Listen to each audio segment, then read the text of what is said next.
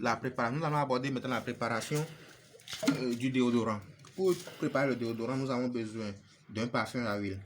En fait, il y a différents types de parfums. Arrivé chez les vendeurs, vous allez voir plus d'une dizaine, plus d'une quinzaine.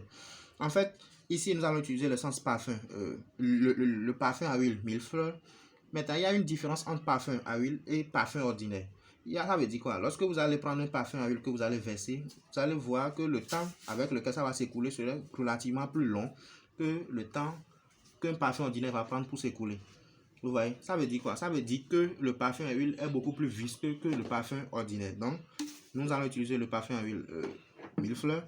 Ici, voici l'alcool éthylique du moins, qu'on appelle encore éthanol. Vous voyez? Ici, c'est 1 litre.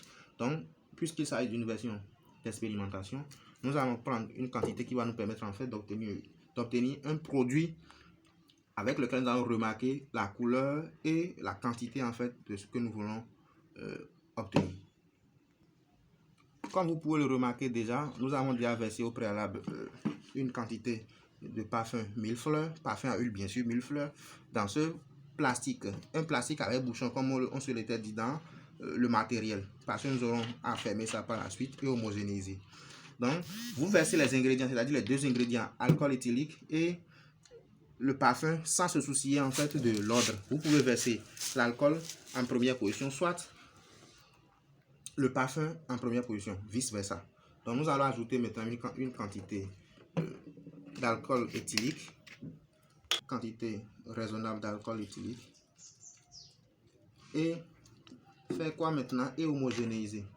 Quand je dis homogénéiser, c'est quoi? Nous allons d'abord fermer le plastique et bien agiter pendant au moins 6 minutes.